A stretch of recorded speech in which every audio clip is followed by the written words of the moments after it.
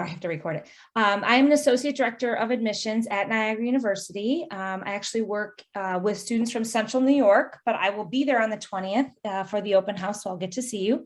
And joining us today, we're very lucky to have the Dean of the College of Arts and Sciences and a psychology professor from NU, Dr. Butera, and I'm going to kind of let him talk to, speak to psychology and what that's like as a major, and then we'll kick it off from there. Sure. Welcome, Eva. Now, you're at Kenmore East? Is that what you said? Yeah. Nice. I used to play tennis on the courts at Kenmore East. Ooh. They're kind of unusual because they're a little bit sunken, right? Yeah. Yeah, there were a group of guys that we play around different parts of that part of town. And remember, I've been at Kenmore East. My son went to Newport High School, Lewiston Porter, and played basketball, played baseball. So we would travel to Kenmore East from time to time for games. So I'm familiar with it, and then played on those tennis courts for several years. So I know it pretty well. Yeah. Yeah. Yeah. And as Allison said, I'm a professor of psychology. That's what I've done most of my life here at Niagara. I've been at Niagara for probably about 37, 38 years. Most of that time, professor of psychology, chair of the department. Last 5 years or so, as Allison said, I'm the academic dean of the College of Arts and Sciences.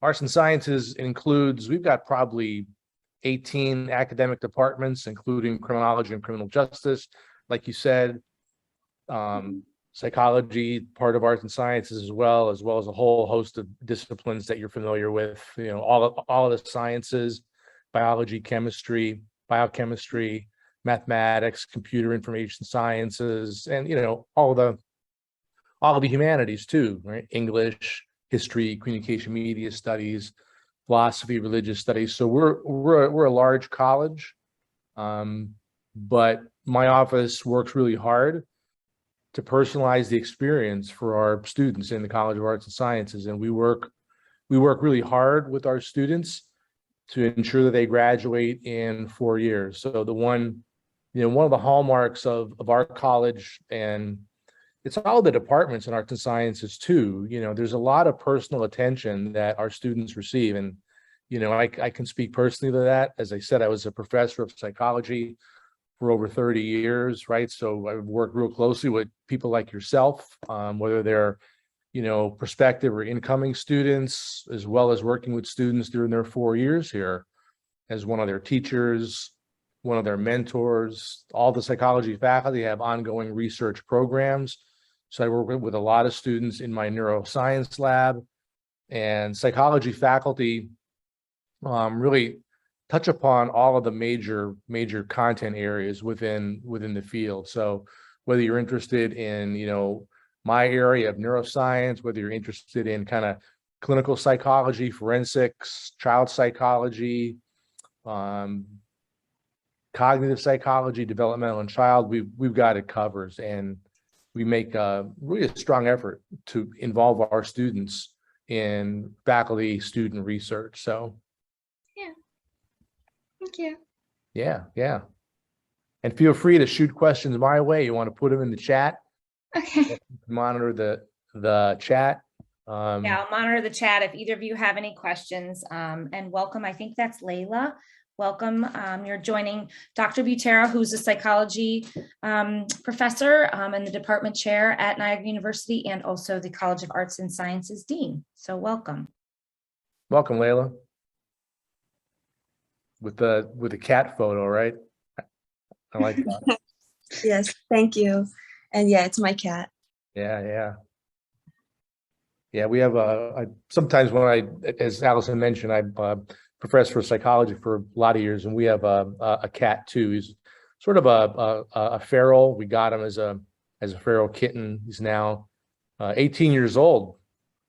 Believe it or not, he's lived a long life, and he actually, my wife has a master's in animal behavior, so she's really good at training animals, and our cat actually has several, we call them operants, right? If you know about operant conditioning, where rats will press a bar, right, to get a food pellet, right? You might be familiar with those experiments. Well, believe it or not, our cat has been taught several operants. Cats are notoriously hard to train, as you probably know, as a cat owner, right? They don't have a lot of motivation to learn new things for food, for example, compared with dogs or other animals. But I would sometimes, take some videos of our cat in my class on learning and conditioning. So he's made it to class a couple times, not in person, but. So I was telling Eva earlier, Layla, that one of the hallmarks of the College of Arts and Sciences, and really Niagara University as a whole, right, is the attention, personal attention that our students receive from, not just the staff in student life and our folks over in admissions, but from the faculty in your home department, from like people like myself, academic deans and support staff, to folks over in academic support and student services. So it's a real great opportunity for students to come to a place like Niagara and kind of experience that that personal growth during your 4 years here. It's really unique. Yeah, actually, my best friend's dad is Mark Wojnowski. Oh, yeah. So for like Really? so he's always like explaining how like personalized and everything is, and it just sounds really nice.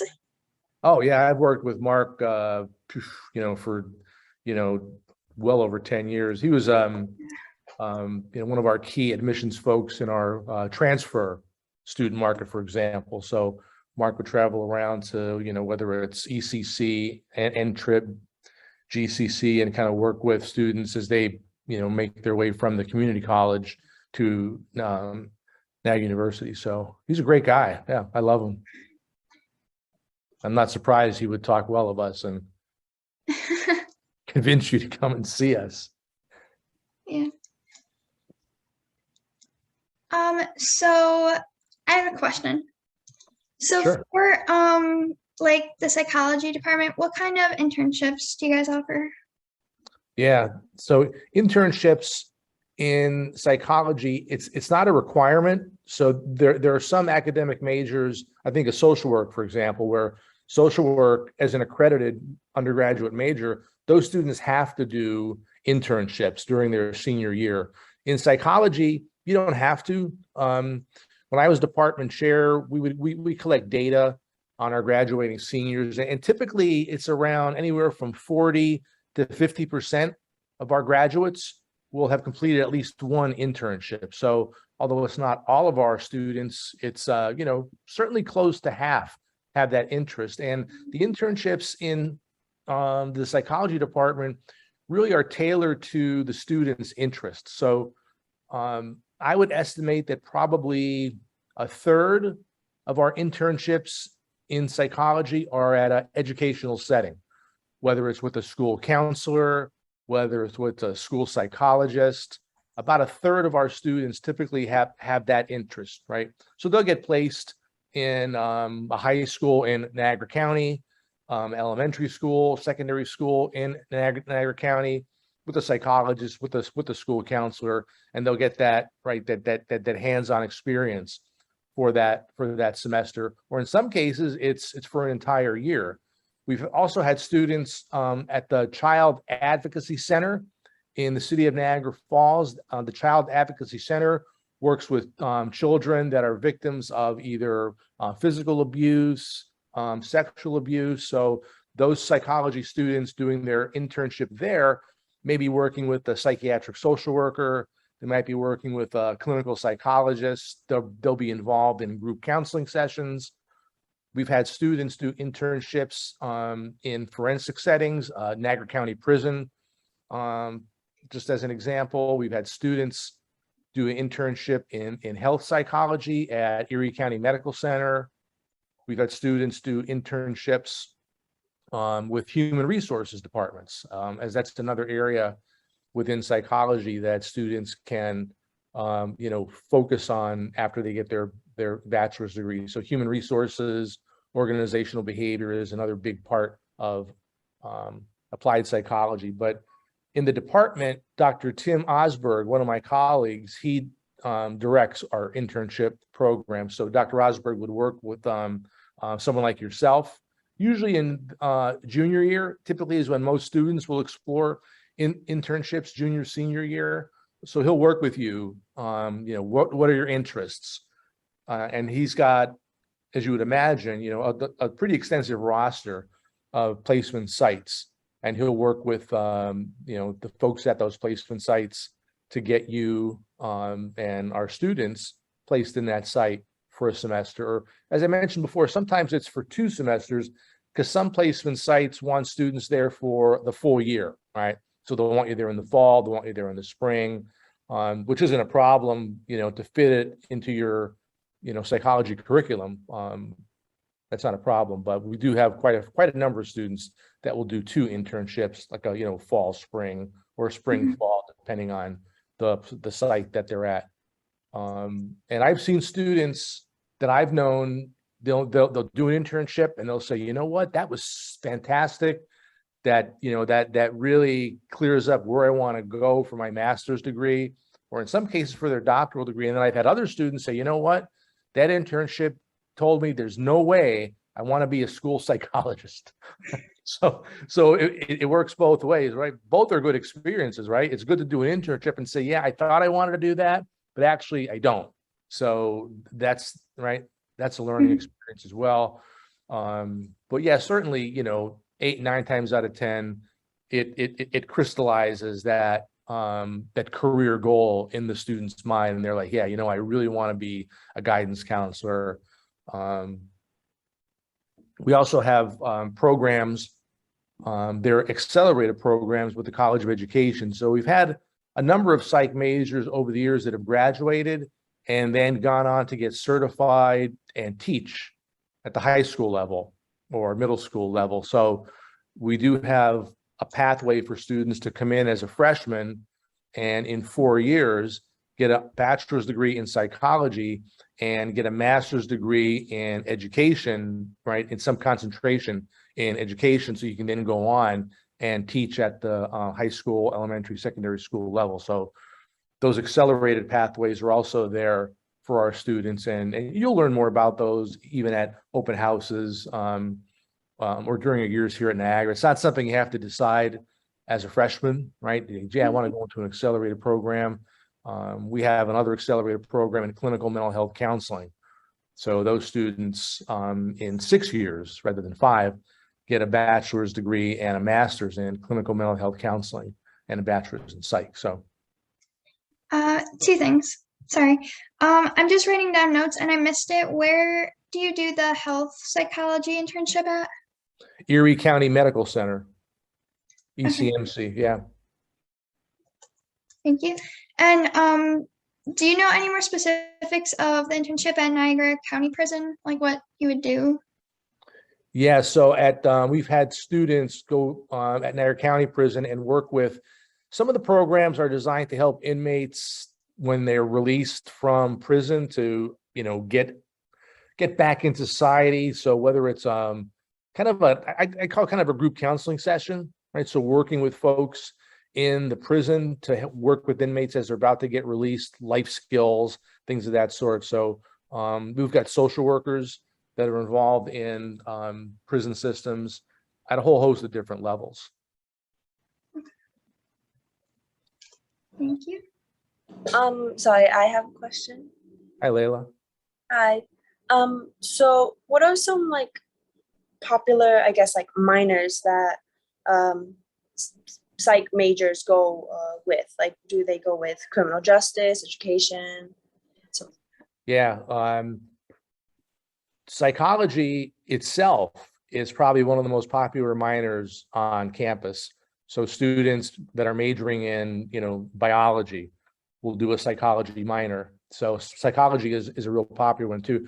For psychology students, my experience as a faculty member and as a department chair, I would say that the majority of students that I worked with were criminal justice minors. Criminal justice is among the most popular majors here in the College of Arts and Sciences, probably second to biology. in terms of enrollment, biology, probably the number one major, psychology and criminal justice, 2 and 3. So yeah, psychology and criminal justice, probably the most popular major and minor combination that I've seen. But I've also seen psych majors minor in theater and theater performance. So you can combine psychology with a whole host of different minors.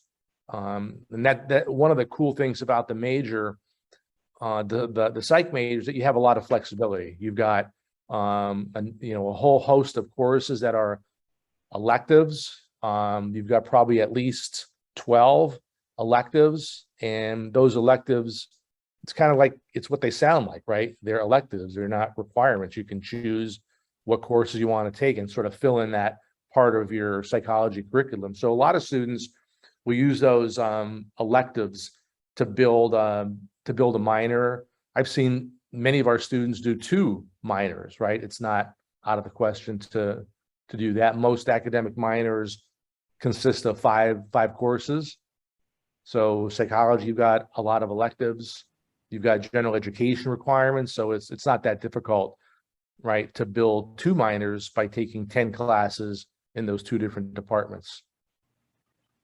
Mhm. Probably the most popular minor, believe it or not, is American Sign Language and Deaf Studies. And that's right. That's university wide, right? That's not just a psych major being a ASL minor, but that's grown to be the most popular minor in terms of just student numbers, right? That program is also in College of Arts and Sciences, ASL, and Deaf Studies. So, sorry, like after students graduate with a psych major, like what's the most popular like job that they get into? Yeah.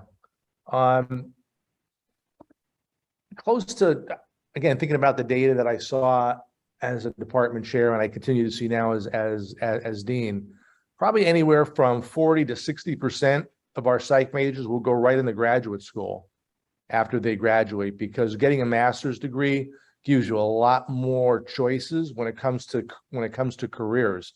So we've had students get a bachelor's degree in psych. The jobs that come to mind that I've seen have been in area of businesses, have been in areas of sales. We had a student with a bachelor's degree work at the Institute for Addictions at University at Buffalo as a statistician. So the jobs are really quite varied, even at the bachelor's level. You're talking about entry-level jobs, right? Because unlike nursing, psychology is not at the undergraduate level, it's not an accredited major, right? So that means you can't get hired to work as a psychologist coming out of an undergraduate program. You have to get advanced degree, at least a master's, right? And if you're thinking about, counseling clinical, that requires licensure and certification. So as an undergraduate, you're going to be looking for entry-level jobs, could be in human services, right? One of the most widely sought after jobs for psychology majors is in people with disabilities. So people with disabilities, those organizations are looking for psychology graduates. So bachelor's level jobs with working with agencies that work with people with disabilities are, it's a really hot commodity. And here on campus, we're developing a disability awareness center. We have an Office of Disability Awareness. We have a new faculty member in psychology. She'll be starting in the fall, and her areas of expertise center on children and families of children with developmental disabilities, with physical disabilities, mental disabilities. So that's a really, I mean, if you're thinking about like employment and where can I go, that's something that a lot of students don't really think about. But that's a field that's looking for graduates of psychology programs, even at the bachelor's level, right? How much success has the class brought for people who want to go into like criminal psychology? I'm sorry, I missed the question. How much success has the class brought for people who want to go into criminal psychology? Yeah, I haven't seen a lot. I mean, a lot, I think about like a handful of students that I've known, 4 or 5 over the years that have gone on to master's programs in forensics. So those are typically coming out of criminology and criminal justice programs. There's several master's programs in forensics that are in departments of criminal justice. I think of in New York City, there's the John Jay College of Criminal Justice. So those master's programs in forensics typically are out of criminal justice programs. Within psychology, forensic psychology typically is housed in a clinical psychology program, right? So forensic psychology is sort of you think of it as like a subfield of clinical psychology as a whole. So clinical psychology can be child, right? It can be marital, it could be family, and it could be forensics. Even sports psychology, those programs at the master's level, right? Those programs in sports psych are part of a kind of a larger clinical psychology department. And so some universities will have that, some universities won't, right? UB does not. UB has a clinical psychology program at the doctoral level, but there is no opportunity for forensics or sport, whereas other universities would have that. And that's something that psychology faculty can help you navigate, right? Once you become a junior, perhaps in your 3rd year, even 2nd year, begin to thinking about, all right, what's out there for my interest in forensics, for example, or could be sport psych, right? Could be child psych.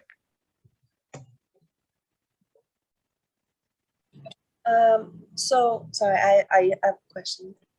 Well, technically 2 questions. So Yeah. Was there any like pre-college classes that this university offered? And if so, what were those courses that were offered? So would this be about like what courses should you take at high school to get into college as a psych major? I mean, just because I personally took a pre-college course because I was interested in psychology. Yeah. And although I wasn't to this specific college, it did teach me about like basic introduction. I was just curious, what would be like the introduction for like your college? What school are you at? Currently, or what did I go Yeah. to? Yeah. Currently. Currently, I'm in Intech. Okay, I did see that on the spreadsheet. I wasn't familiar with it. Yeah, it's a technology school. Gotcha. You're Yeah. in New York. Are you in New York City, Yes. Layla? Okay. All right. Yeah. Nice. Whereabouts? I'm sorry, I couldn't hear you. What borough or what part of New York? The Bronx. Oh, all right. Yeah. Very cool. I bring it up because my daughter lived in Hoboken and her husband, my son-in-law, worked in Manhattan for a number of years. Was a chef. So I haven't been to the Bronx, but I'm pretty familiar with different boroughs around New York. Yeah. So pre-college classes, I mean, sometimes those classes that you take will transfer to a university and you'll get academic credit for that. That's handled by people like, Allison, maybe not her in particular, but folks over in the Office of Admissions. They'll work with students who've taken, college level courses at the high school level, perhaps. And depending on the course, they'll receive academic credit. They'll receive course credit. You think of like International Baccalaureate, Advanced Placement, right? Those kinds of courses that your high school may offer will provide students with college credit depending on, the score on that test. So it's possible that the courses that you've taken, like you said, almost like college level or intro to college type courses at Intech or somewhere else for that matter, may give you some transfer credit coming in. You can work with, and Yeah. you can work with folks in my office actually too, when the time comes to look at those courses that you've taken and evaluate them for transfer credit. Yeah. Pretty think- generous with those credit. We're pretty good about bringing in pretty much anything as long as it's university, community college, obviously the APs and IBs. But that's something, once you get going, we can do a credit audit. Sometimes students will have an entire transcript filled with credits, and we'll take a look at it for you. If that's a big part of your decision, we're happy to do that. So always just feel free to reach out, and we'll put our information in the chat so that you can have that. Feel free to send it, or you can ask specific questions about it, and I can help you with that. Yeah. So I think that I kind of worded my question in the wrong way, just because although I am taking high school college courses like with AP, Yeah. when I said pre-college, I meant like summer pre-college programs. Like, for example, I had taken a pre-college program course. I think that's what you call it. What would it be called? During the summer. It was only for 2 weeks, though it offered a psychology course at a different college for 2 weeks. And I was kind of wondering, does your college like offer summer pre-college courses? And even if it doesn't, what would be like, I guess, the beginning steps that a psych student would have to take in your class, or just in general? Yeah, we don't offer pre-college programs like that. I mean, there's some, I think of a program we have with Niagara Falls High School. So the city of Niagara Falls is right in our neck of the woods, right? It's pretty close by. And juniors and seniors at Niagara Falls High School are coming and have come to our campus here for summer courses. And that's actually part of a college credit program out of Niagara Falls High School. So that's a little bit different than like a pre-college. We have had programs over the years that brought high school students, mainly students that are, rising seniors. They're going to be seniors in the fall. They'll come to our campus in the summer and, take a course in, I think one they had in computer hardware, taking a computer apart, sort of learning techie aspects of that. That wasn't for college credit, but it was more of an enrichment experience. So we don't do a lot at that pre-college level. As you would imagine, we offer summer courses where like current Niagara students or students who are at another school, but they're home for the summer, can take a class here, take an intro to psych class, take an intro to stats class for 3 credits, and, count that towards their program of study either here or at the university where they're a full-time student. So what would a first-year student psychology courses look like? What would the entry-level courses be for Layla if she chose Niagara University as a first-year student? Yeah, the psychology curriculum is very, how would you say, very not standardized compared with other majors. So really, as an incoming first-year student in psychology, the only psychology course you would take would be Introduction to Psychology, right? The foundation course within the field. Other than that, it's kind of wide open. So most of our freshmen will take 5 classes, right? So if intro psych is one of them, right, you still have 4 others. 2 of those 4 could be part of our general education curriculum. So our gen ed curriculum is something that all students take regardless of their major, right? So you'll look to take courses that are part of the general education component. I think writing and thinking, a popular one for freshmen. You could do an intro to philosophy, a world religion course. So that gives you 3, right? If you take 2 of those. And the other 2 could be, like we talked about before, we talked about electives, right? What are you interested in? Some students like, you know what? I've been a dancer since I was 7 years old. And although I don't want to be a dance major, I want to take ballet, or I want to continue to dance. So they'll take a course in the theater department that's, a course in dance. or maybe a student is thinking about, I'm thinking about a minor in computer and information science. So I'm going to take a course in that department to sort of round out my first semester. So unlike majors, I think of a major like biology, for example, where pretty much if you're an incoming freshman in biology, out of those 5 classes, either 3 or 4 out of 5 are automatically set for you. So as an incoming bio major, you don't have a lot of choice, right? If you're an incoming psych major, you've got 1 required course and 4 that you can choose from. I don't know if that answered your question, Allison, but it's pretty loose in that sense, right? You have students have a lot of choice, which can sometimes pose problems, right? I've known students like, I'm interested in a lot, right? I can't narrow it down. I'm interested in a lot of things, which is good, right? Which is good to explore.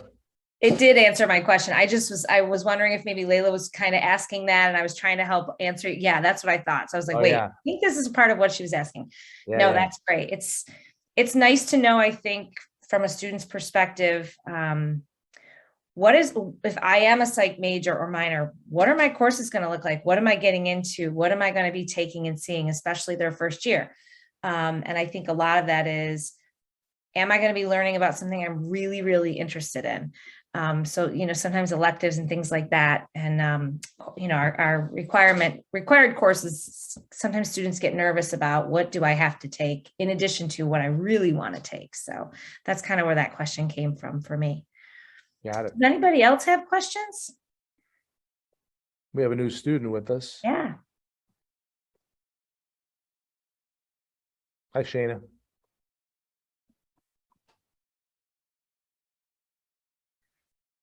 Shayna, we've kind of just had a discussion more than anything with questions, things like that. Feel free to put anything in the chat and I certainly can ask it for you. We talked about internships. We've talked about courses as a first year student, different opportunities, jobs and where that would go as a psychology major or minor, things like that. I would say the most, getting back to the question about minors, popular minors, one of the more popular minors in psychology is statistics.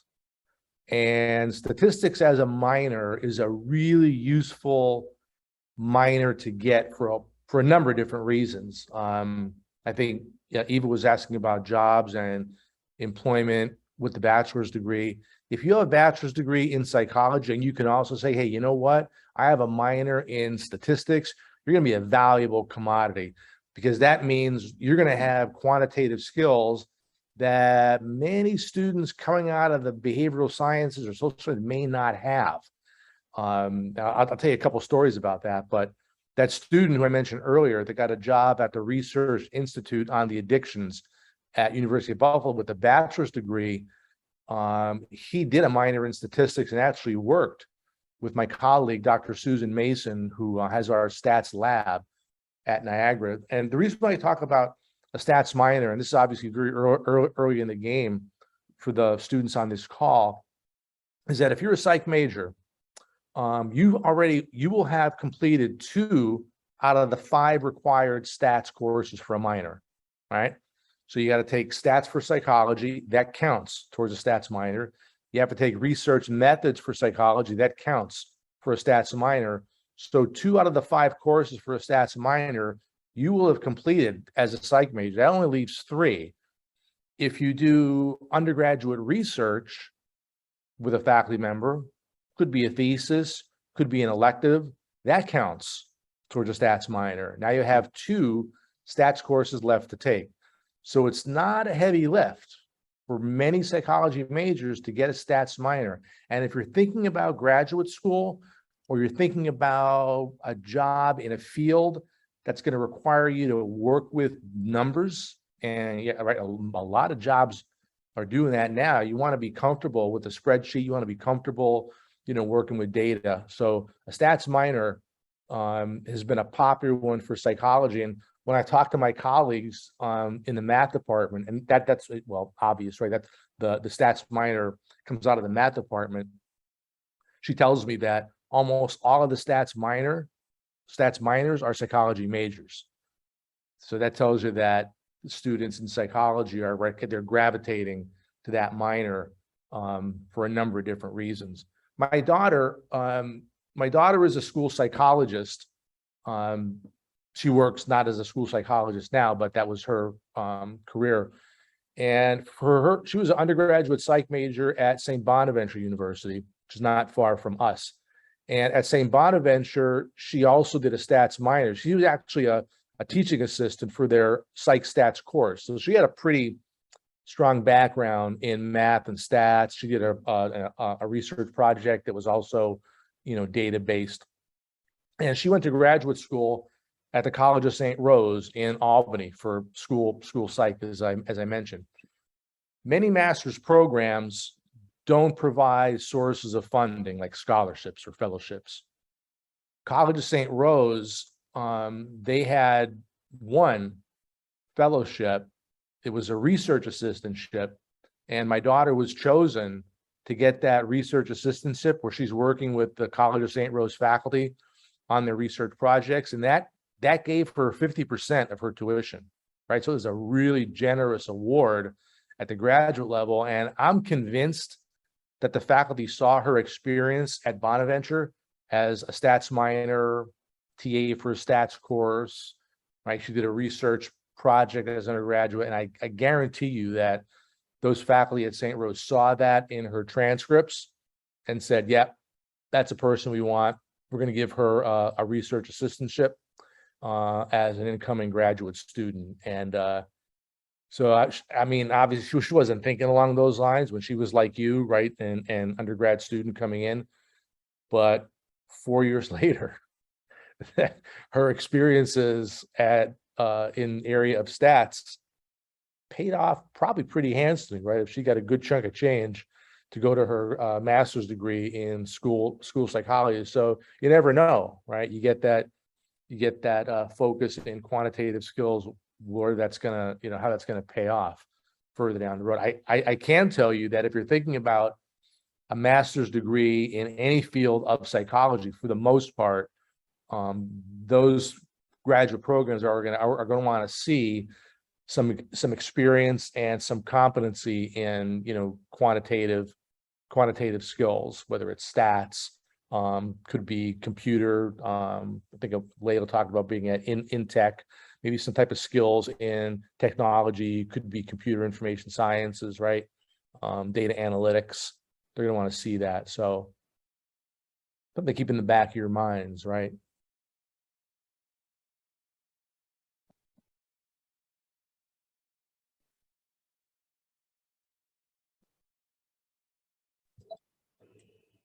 I'm sorry. I don't know if anyone else has a question that'd like to go for me, but I do have another question. Don't say sorry. We love questions. This is how we get things going. I love it. This is great. So I had a question about how the college has or the psych department has adapted to having to do online learning for last year, just because I was wondering if curriculum changed or was modified for students because it's online. I don't know, but I know a lot of schools were affected, and I just wanted to know how it affected the psych department. Yeah. So we like many universities and not only universities, you had that same experience in high school back in 2020, maybe even 2021. Yeah, so we had to go remote during the first part of the pandemic, but by fall of 2020, many of our courses at Niagara University were in person with reduced, following the COVID guidelines. So I'm in a classroom right now where the psych department is, and so the classroom capacity was reduced to half, right? So that enabled us to allow students an in-person experience if they would choose to. On the other hand, we also had to become really adept at offering online teaching. So we had to move really quick into equipping classrooms with the technology that would allow faculty to essentially teach in an online environment where you could watch me, right, in real time in your dorm room, in your room at home, right? And take my class in a synchronous online environment. We also had classes as we came out of fall 2020 into spring 21, and even fall 21, where we had kind of hybrid classes. So if I had a class of 30 students, but my classroom could only hold 15, right, because of restrictions, then 15 students would be in class today with me in person. The other 15 are in their dorm room watching it like this. And then the next day it flips, right? So, excuse me. So the next day, the 15 that were in their dorm room are with me in class and vice versa. So we had that delivery model too, called a hybrid model. Right now, excuse me, for fall of 22, our mix of online and in-person classes are where it was before the pandemic.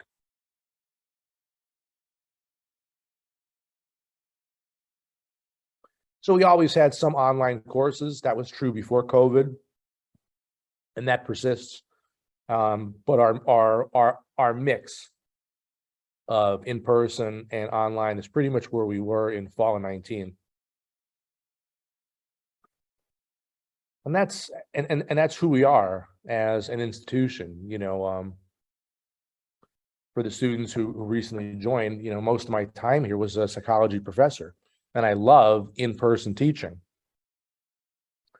Luckily, I wasn't a professor when COVID hit. I was an academic dean, so I wasn't teaching. I would have hated it, right? I would have done it, obviously, but I love the classroom experience. But you know, we had no choice. And if I was teaching, I would have certainly returned to the classroom in fall of 2020 with restrictions, right? Masks, physical distance, reduced capacity in classrooms. I would have jumped on that for sure. And you know, most of my colleagues did when that was possible. That's who we are as a university.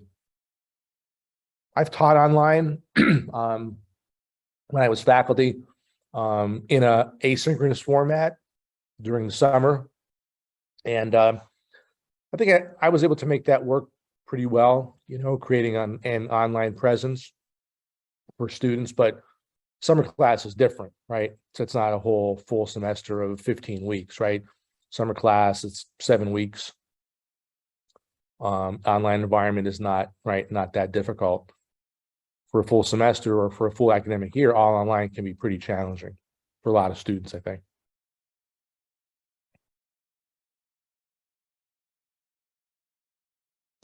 What about studying abroad opportunities? Like, where do you offer and everything? Yeah. It's interesting. Pre-pandemic, we had faculty in a number of departments create, we call them faculty-led study abroad programs. I'll give you a couple of examples. I think Eva might have been interested in criminal justice or talked about that. We had a criminal justice professor teach a class in comparative justice. So at the end of that was a spring semester class. So students are at Niagara.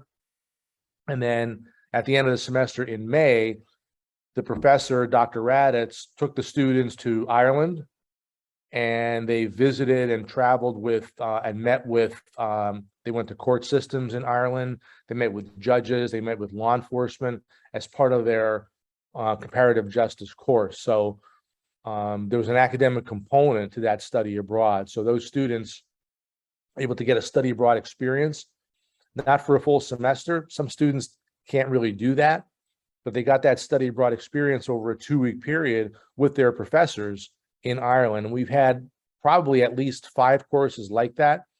Students in criminal justice and philosophy went to Eastern Europe as part of a course on state-sponsored terrorism that focused on World War II. So they visited Holocaust sites, right, in the context of the Holocaust, World War II. We've had students travel to Rome, Italy, for a course in the Vatican and art. That's a religious studies course. Same kind of setup, right? You're at Niagara for the full semester, and at the end of the semester, you're traveling to Rome, visiting the Vatican and the Vatican's vast art collection. It's awesome.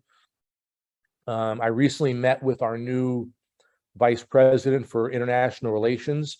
He now heads up our study abroad program, and he's really interested in, building into the curriculum more study abroad opportunities. And those would be full semester study abroad, right? Where all students are going to have an opportunity to study abroad and stay on track to graduate in 4 years. So that's coming down the pike as we return to full study abroad experiences for our students. They're wonderful opportunities. But as I said, what was happening pre-COVID were these what I call like mini study abroads, right? You're not there for the whole semester, but you're there for a 2-week period, but it's a really intense academic focus, right? You're with your professors. You're not just a tourist, right? You're learning by traveling abroad and meeting with, again, I think of the comparative justice, I think of the Vatican and art. We've had students go to London as part of communication and media studies. Mass media in Great Britain was the title of that course. So a lot of opportunities for students to get those study abroad experiences, whether it's like those faculty-led study abroad, or whether it's a full semester study abroad, where you're taking courses at a college or university in Italy, right? In France, in England. Maybe not in your major, right? You might not find a psychology course in that study abroad program, but that's okay, right? You're taking courses that could be electives, could be other general education requirements to kind of keep you on track. In psychology, in the psychology department, we have no study abroad courses. But as I mentioned, in those other departments, we do. So courses in religious studies or criminal justice or communication media studies or writing studies could be part of your general education and electives. So you're doing that study abroad, not in your major, right? But in an elective course or a general education course. They're very cool, though. Students love them. They really do. Yeah, thank you. You're welcome.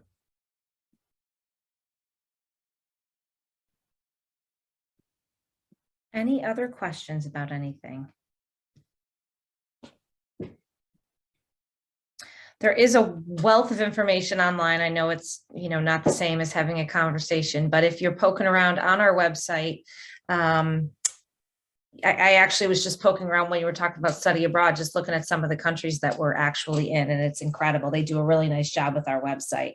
So there's lots of information on there, obviously about psychology, and coming up on application season. I know we've already received some applications for fall. We are a free application on the Common App. And we also do have the Niagara University application as well. If you have questions, I did put my email in the chat. Feel free to reach out to me if it's application related or you want to be connected with somebody on campus. I'm happy to do that for you. We offer a number of merit scholarships and just different ways to make NU affordable. We're very, very accommodating with our students. And like Dr. Butera said, you would be joining a community of people who are very genuine and who truly do want to build those relationships with you as a student, whether it's with faculty or maybe it's with staff and just in the admissions office. So it is a wonderful place to spend 4 years and grow intellectually. That's all I have. I don't know, Dr. Butera, do you have anything else you wanted to add? I don't. No, just to, I thank you to the students for taking time out of your day to join us on the call. I really appreciate that. I love the opportunity to get together and, talk with prospective or current students, whenever I get the chance, whether it's on a Zoom call like this or whether it's in person. I really enjoy it. So thank you for taking time out of your day. And you can always find me on the Niagara website if you have questions. P Butera, PBUTERA at niagara.edu, or you can find me in the people directory too, contact form. So feel free to reach out to me, and I could either, answer your question, or I could connect you with the psychology faculty member. If you have an interest in like a specific area, so yeah, I really want to learn more about clinical psych or child psych, animal behavior, I can put you in touch with faculty in psychology department too, if that's your question. Awesome. Thank you so much, Dr. Butera, and thank you all for joining us. Have a great rest of your summer. It's flying by, and hopefully we'll see your applications coming in soon. Take care. Bye, Thank folks. you.